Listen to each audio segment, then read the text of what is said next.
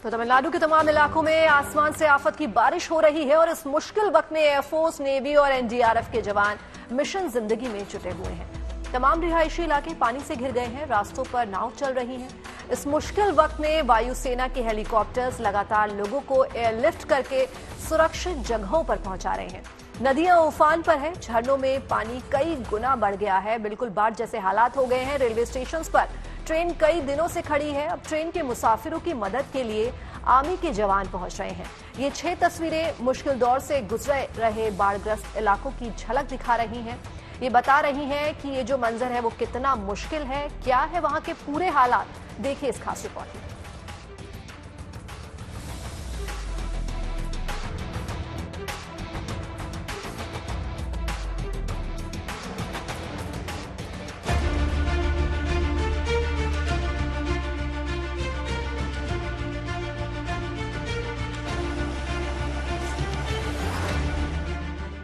जिन सड़कों पर गाड़ियां चलती थीं, आज वहां नाव चल रही है। आशियाने मीलों तक पानी से घिरे हैं, नदियां उफान पर हैं और झरने बेकाबू हो गए हैं। इस मुश्किल घड़ी में जब जमीन से मदद पहुंचाना नामुमकिन हो गया, तो वायुसेना के जाबाज आसमान के रास्ते मिशन जिंदगी में जुट गए। दक्षिणी तमिलनाडु में इन दिनों आसमान से आफत की बारिश हो रही है। जहां तक नजर जाती है, हर तरफ पानी ही पानी दिख रहा है। कुछ लोगों को तो वक्त रहते अपने घरों से निकलने का मौका मिल गया, लेकिन तमाम लोग ऐसे भी हैं जो अचानक पानी बढ़ने पर अपने घरों में ही कैद होने को मजबूर हो गए। पानी से घिरे ऐसे ही घरों में फंसे लोगों को वायुसेना के जवान एयरलिफ्ट करके महफूज ठिकानों पर पहुंचाने की मुहिम में जुटे हैं। वायुसेना के MI-17 हेलीकॉप्टर और एडवांस लाइट हेलीकॉप्टर बाढ़ग्रस्त इलाकों में राहत अभियान चला रहे हैं। तुतुकुड़ी में एक गर्भवती महिला को एयरफोर्स के इन जवानों ने एयरलिफ्ट करके मुसीबत से बाहर निकाला। महिला के साथ एक मासूम को भी एयरफोर्स के जवानों ने एयरलिफ्ट किया।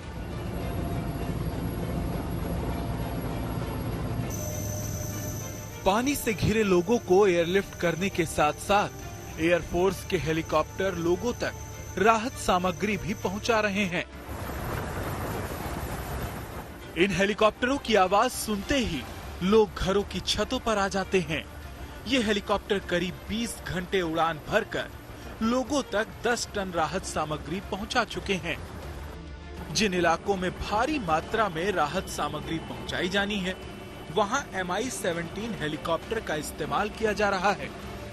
सेना ने सारंग एरोबेटिक टीम के AALH हेलीकॉप्टरों को भी इस रेस्क्यू एंड रिलीफ मिशन में शामिल कर लिया है। आमतौर पर ये हेलीकॉप्टर एयर शो के दौरान हैरत अंगेज करतब दिखाते नजर आते हैं, लेकिन जब तमिलनाडु में कुदरत ने चुनौती पेश की, तो ये हेलीकॉप्टर भी मदद में जुट गए। श्री वैकुंठम रेलवे स्टेशन पर पानी भर जाने की वजह से एक ट्रेन 2 दिनों से स्टेशन पर ही रुकी हुई है। इस ट्रेन में करीब 500 लोग फिलहाल स्टेशन पर ही रहने को मजबूर हैं। इन लोगों तक भी वायुसेना के हेलीकॉप्टरों की मदद से राहत सामग्रियां पहुंचाई जा रही हैं। अब आर्मी के जवान भी इस स्टेशन पर लोगों की मदद के लिए पहुंच चुके हैं। बेतहाशा पानी और जल भराव की वजह से तमिलनाडु के तुतुकुड़ी और तिरुनेलवेली जिले बुरी तरह से प्रभावित हुए हैं। वायुसेना के साथ साथ कोस्ट गार्ड्स के हेलीकॉप्टर और एनडीआरएफ के जवान दिन रात रेस्क्यू मिशन में जुटे हैं। वायुसेना लोगों को एयरलिफ्ट कर रही है, तो एनडीआरएफ के जवान बोट की मदद से लोगों को सुरक्षित ठिकानों तक पहुंचा रहे हैं। ये कोशिशें मुश्किल दौर से गुजर रहे हर एक भारतीय तक मदद पहुंचाने के संकल्प का प्रमाण है। सेना और एनडीआरएफ के ये जवान अपनी जान की परवाह किए बगैर दिन रात अपना कर्तव्य पूरा करने में जुटे हैं। इन जवानों का जज्बा इस बात की गवाही है कि अगर हौसले बुलंद हों, तो कुदरत की चुनौतियों का सामना करना ज्यादा मुश्किल नहीं होता। Bureau report, good news today. अब देखिए, दुनिया में भारतीय हथियारों की धमक जो है वो बढ़ती जा रही है। ताकत, भरोसा और बेहतरीन टेक्निक की गारंटी है स्वदेशी हथियार। मेक इन इंडिया वेपन की इसी ताकत को हासिल करने के लिए आज दुनिया के कई देश भारत के साथ डिफेंस डील करना चाहते हैं। आर्मेनिया के बाद अब ब्राजील, फिलीपींस और मिस्र आकाश मिसाइल डिफेंस सिस्टम को खरीदना चाहते हैं। इससे पहले ब्रह्मोस मिसाइल को खरीदने में भी कई देश रुचि दिखा चुके हैं।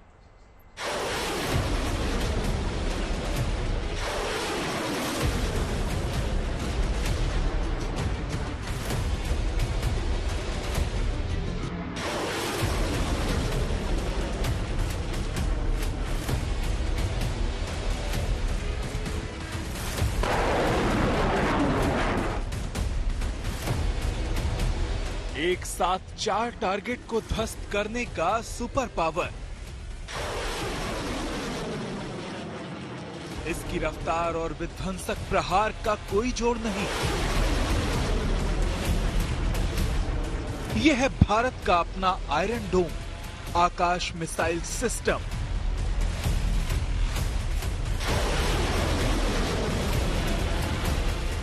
आत्मनिर्भर भारत की वो शान जिसने अपनी क्षमताओं से दुनिया को मुरीद बना लिया है। दुनिया के कई देशों में आकाश को खरीदने की होड़ मच गई है। आर्मेनिया के बाद फिलीपींस, ब्राजील और मिस्र ने भारत के आकाश एयर डिफेंस मिसाइल सिस्टम में दिलचस्पी दिखाई है। इसी दिसंबर महीने में इजिप्ट डिफेंस एक्सपो में भारत ने आकाश मिसाइल की ताकत का प्रदर्शन किया था। मिसाइल अभी तक आर्मेनिया को बेची गई है। भारत और आर्मेनिया के बीच करीब 600 मिलियन अमेरिकी डॉलर से ज्यादा का करार हुआ है। अगले कुछ महीनों में आर्मेनिया को इसकी डिलीवरी शुरू हो जाएगी। दुनिया की दिलचस्पी आकाश डिफेंस सिस्टम में बढ़ने की बड़ी वजह है इसकी एक मिसाइल यूनिट से 4 एरियल टारगेट को ध्वस्त करने की क्षमता। आकाश मिसाइल सिस्टम की सिंगल यूनिट में 4 मिसाइलें होती हैं, जो अलग अलग टारगेट्स को ध्वस्त कर सकती हैं। हाल ही में भारत ने एयरफोर्स स्टेशन सूर्यलंका से आकाश मिसाइल सिस्टम का परीक्षण किया। Akash firing unit, firing level radar, firing control centre और 2 आकाश एयरफोर्स लॉन्चर से लैस था। आकाश ने 25 किलोमीटर की ऊंचाई पर 4 टारगेट को ट्रैक किया और एक साथ तबाह कर दिया। रक्षा अधिकारियों के मुताबिक भारत पहला ऐसा देश बन गया है जिसने ऐसी क्षमता हासिल की है।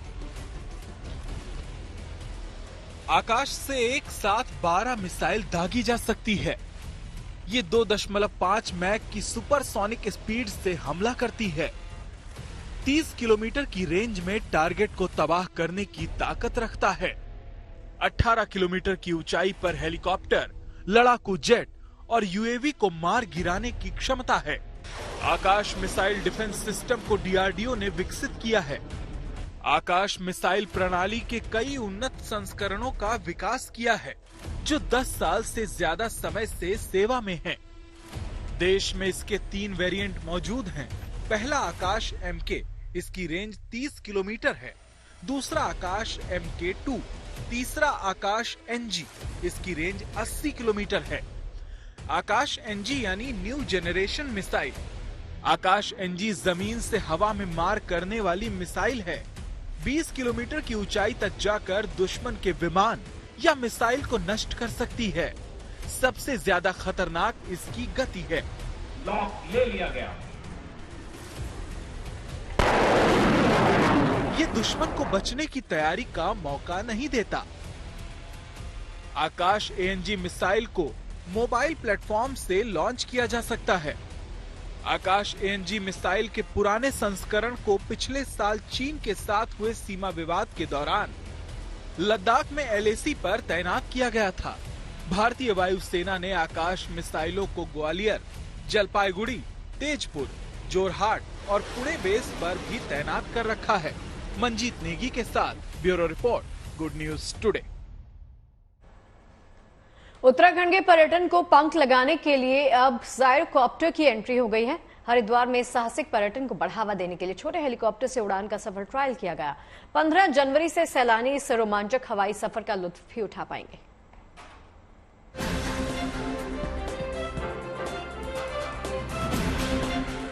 आसमान में रफ्तार का रोमांच। हरिद्वार में हवाई उड़ान का सफर। देश में पहली बार हरिद्वार में शुरू होने जा रही है एयर सफारी। हरिद्वार में जल्द ही सैलानी जायरोकॉप्टर सफारी का लुत्फ उठा सकेंगे। जायरोकॉप्टर एक तरह का छोटा हेलीकॉप्टर है, लेकिन इसमें रोटर्स को घुमाने के लिए कोई इंजन नहीं होता। जायरोकॉप्टर उड़ान के सबसे सुरक्षित तरीकों में से एक है। ये किसी भी मौसम में उड़ान भरने में सक्षम है। हरिद्वार में बैरागी कैंप के मैदान में साहसिक पर्यटन को बढ़ावा देने के लिए जायरोकॉप्टर का सफल ट्रायल किया गया। पर्यटन विभाग की ओर से जायरोकॉप्टर की पट्टी तैयार की जा रही है। 15 जनवरी से सैलानी जायरोकॉप्टर से आसमान में उड़ान भर सकेंगे। 1 जनवरी से इसकी बुकिंग शुरू हो जाएगी। पैकेज होगा वो होगा एयर सफारी हरिद्वार, जिसमें हम अपने हरिद्वार को दिखाएंगे कितना खूबसूरत लगता है ऊपर से आरती होते हुए और सब कुछ होते हुए, गंगा जी का अद्भुत दृश्य। उसके बाद यहाँ से ऋषिकेश कवर करा जाएगा, देवप्रयाग का संगम, रुद्रप्रयाग का संगम ये दिखाया जाएगा, टिहरी कवर होगा, मसूरी कवर होगा।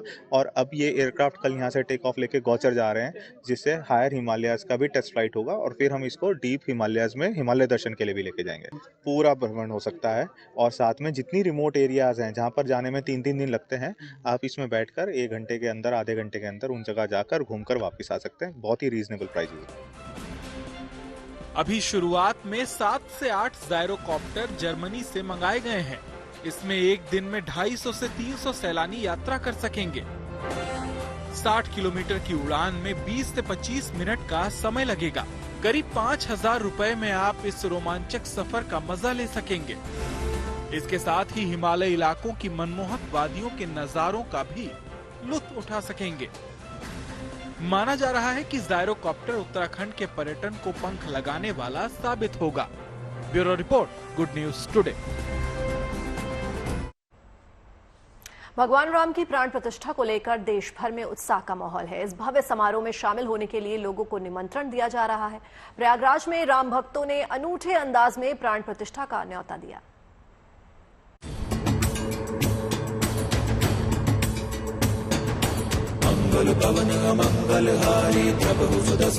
आ रही है शुभ घड़ी। प्राण प्रतिष्ठा की भव्य तैयारी। राम मंदिर में विराजेंगे अवध बिहारी।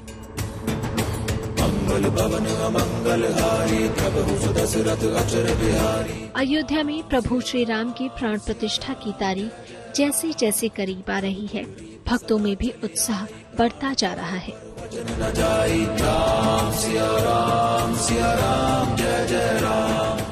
22 जनवरी को होने वाली प्राण प्रतिष्ठा को और भी भव्य और ऐतिहासिक बनाने के लिए प्रयागराज में घर घर लोगों को निमंत्रण दिया जा रहा है। खास बात यह है कि रामलला के प्राण प्रतिष्ठा में शामिल होने के लिए लोगों को अब खुद प्रभु श्री राम और उनके परम भक्त हनुमान घर घर निमंत्रण दे रहे हैं। प्रयागराज के दारागंज में राम भक्तों का जोश और उत्सव 7वें आसमान पर है। यहाँ राम भक्त भगवान श्री राम, लक्ष्मण, माता सीता और बजरंगबली का वेश धारण कर लोगों को अयोध्या में भगवान राम की प्राण प्रतिष्ठा में शामिल होने का न्योता दे रही हैं। हनुमान जी जो भगवान राम के परम शिष्य है, परम भक्त हैं, वो आके घर घर द्वार द्वार भगवान लक्ष्मण, माता जानकी सब घर घर जाकर आग्रह कर रहे हैं कि 22 जनवरी को अयोध्या में भगवान का रुद्राभिषेक होने जा रहा है, प्राण प्रतिष्ठा होने जा रही है, उसमें सभी लोग आएं। भगवान राम के भव्य मंदिर में विराजने की खुशी पूरे देश में है। जश्न और उत्सव का माहौल अभी से नजर आने लगा है। एक तरफ अक्षत कलश के जरिए देश भर में लोगों को प्राण प्रतिष्ठा के लिए निमंत्रण दिया जा रहा है, तो दूसरी तरफ प्रयागराज में प्रभु श्री राम के सबसे बड़े भक्त हनुमान जी लोगों से इस भव्य कार्यक्रम में शामिल होने का आग्रह कर रहे हैं। हमारे यहाँ आने का उद्देश्य यही है जैसे कि बहुत सालों का इंतजार उड़ा हुआ है हमारे रामलला का घर और उनकी मंदिर, उनकी प्रतिष्ठा 22 जनवरी को मनाया जा रहा है। तो मैं आप सभी से अनुरोध करूंगा कि 22 जनवरी को ना भूले, जहाँ भी हो 2 दिया मंदिर के बाद अपने घरों के बाद जरूर जलाएं और एक बार सबसे मिलकर बोले जय जय सिया राम। संगम नगरी राममय हो गई है। भक्तों की टोली अभी से उत्सव में डूब गई है और सिर्फ राम भक्त ही नहीं, साधु सन्यासी भी राम काज में लीन है। 22 जनवरी को जो अयोध्या में भगवान श्री रामलला जी के जो प्राण प्रतिष्ठा हो रही है, उसके उपलक्ष्य में और श्रद्धालुओं को जितने भी यहाँ के तो हनुमान जी के रूप में अभी आपने देखा ही कि वो सबको आमंत्रित कर रहे हैं कि भाई अयोध्या जी में आप जरूर जाएं, भगवान रामलला के दर्शन जरूर करें। राम मंदिर में होने वाले भव्य प्राण प्रतिष्ठा के लिए अयोध्या भी सज संवर रही है और राम भक्त बेसब्री से अपने आराध्य प्रभु श्री राम के भव्य राम मंदिर में विराजने का इंतजार कर रहे हैं। प्रयागराज से पंकज श्रीवास्तव के साथ bureau report, good news today. अब देखिए, प्राण प्रतिष्ठा वाले दिन होटल्स की बुकिंग भी काफी हद तक बढ़ गई है। अयोध्या में करीब सभी होटल्स 20 से 25 जनवरी तक की बुकिंग फुल हो चुकी है। यानी अयोध्या में अब धार्मिक पर्यटन के तौर पर एक नए युग की शुरुआत हो रही है।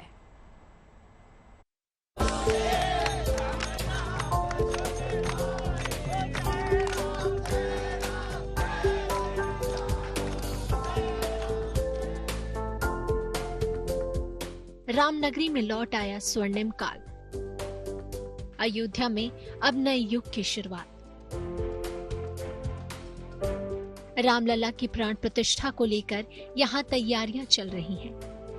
22 जनवरी का दिन न सिर्फ अयोध्या वासियों के लिए बल्कि देश भर में राम भक्तों के लिए खास होने वाला है, क्योंकि उस दिन अयोध्या का नजारा अद्भुत होगा। मंदिर में भगवान राम विराजेंगे, सड़कों पर श्रद्धालुओं का हुजूम होगा और दुनिया भर से राम भक्त इस ऐतिहासिक क्षण को अपनी आंखों में कैद करने के लिए अयोध्या पहुंचेंगे। यानी कि उस दिन अयोध्या में श्रद्धालुओं का सैलाब होगा और इसकी बानगी अभी से नजर आने लगी है, क्योंकि प्राण प्रतिष्ठा में शामिल होने के लिए अयोध्या के होटलों में बुकिंग बढ़ गई है।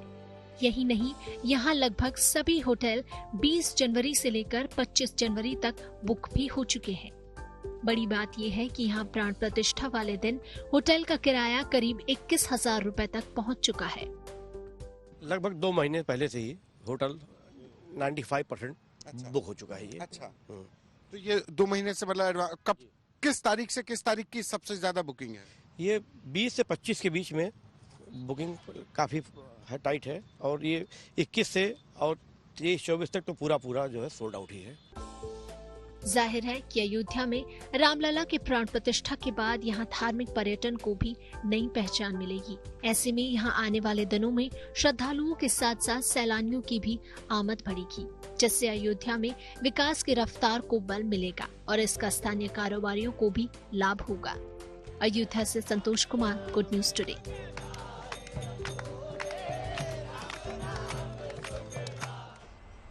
और तैयारियां भारत में ही नहीं बल्कि राम जी के ससुराल यानी कि नेपाल में भी जोरों शोरों पर है। नेपाल में भी प्राण प्रतिष्ठा को लेकर लोग काफी खुश और उत्साहित हैं और 22 जनवरी को उत्सव के तौर पर मनाने की से तैयारियां भी चल रही हैं। 22 जनवरी को अयोध्या में श्री राम मंदिर का उद्घाटन होने वाला है। अयोध्या में एक और जहाँ राम मंदिर बन रहा है और खुशी नेपाल में भी है, क्योंकि अयोध्या और नेपाल यानी भारत और नेपाल का रिश्ता बहुत पुराना है। इस वक्त मेरे साथ नेपाल के एम्बेसडर मौजूद हैं। सर, नेपाल के लोग बहुत खुश हैं, जनकपुर के लोग खास तौर पे खुश हैं क्योंकि हर साल भारत से नेपाल बारात जाती है। कितना अच्छा लग रहा है कि आपके दामाद का मंदिर बन के तैयार है। नेपाल के लोग तो बहुत खुश है।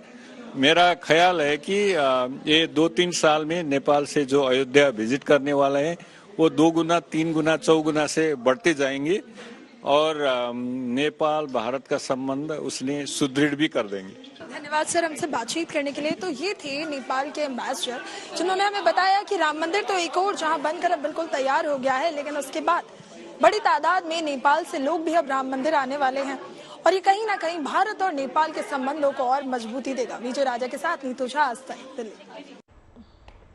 तो राम भक्तों के सत्कार के लिए अयोध्या वासी भी पूरी तरह से तैयार हैं, क्योंकि यहां भक्तों के ठहरने के लिए प्रशासन ने होम स्टे को मंजूरी दे दी है।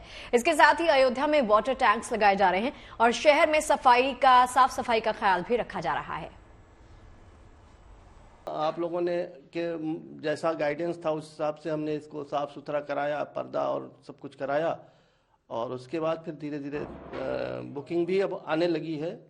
बहुत ज़्यादा तो अभी नहीं, जब तक ओपनिंग नहीं हो जाएगी तब तक ज़्यादा मास बुकिंग नहीं, लेकिन फिर भी बुकिंग रेगुलर मिल रही है। इसके साथ ही अयोध्या में प्रशासन की ओर से शहर में वाटर टैंक भी लगाए जा रहे हैं, जिससे श्रद्धालुओं को पीने के लिए साफ पानी मिल सके।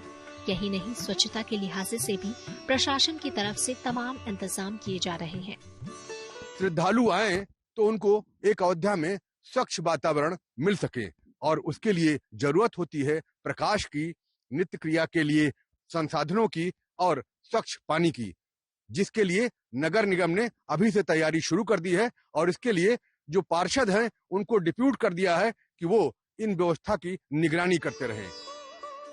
जाहिर है, रामलला के मंदिर में विराजने के बाद अयोध्या में रोजाना श्रद्धालुओं के आने जाने का सिलसिला जारी रहेगा। ऐसे में होम स्टे और पेइंग गेस्ट योजना से न सिर्फ अयोध्या पहुंचने वाले श्रद्धालुओं को सस्ती दरों पर रुकने में सहूलियत मिलेगी, बल्कि स्थानीय लोगों को भी रोजगार के नए अवसर मिलेंगे। अयोध्या से बनबीर सिंह, गुड न्यूज टुडे।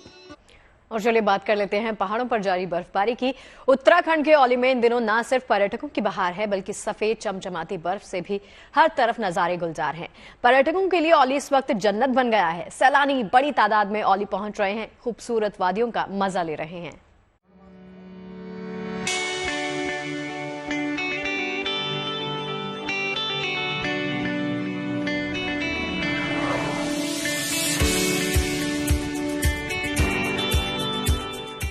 हर तरफ सफेद चमचमाती बर्फ और तापमान 0 से भी नीचे।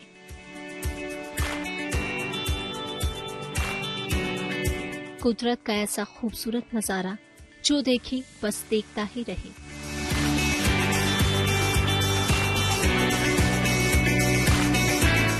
जहां तक नजर जाएगी बर्फ ही बर्फ नजर आएगी। जमीन पर बर्फ, पहाड़ों पर बर्फ, मैदानों पर बर्फ, सड़कों पर बर्फ।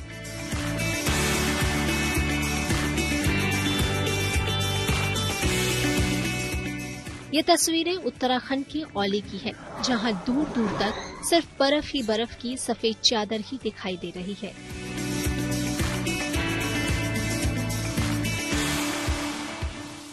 ऐसा दिलकश नजारा कि हर कोई इसे अपनी आंखों में भर लेना चाहता हो। चारों तरफ बर्फ से ढके पहाड़, हसीन वादियां, सुहाना मौसम और आसमान से गिरते सफेद रुई के फाहों जैसी बर्फ।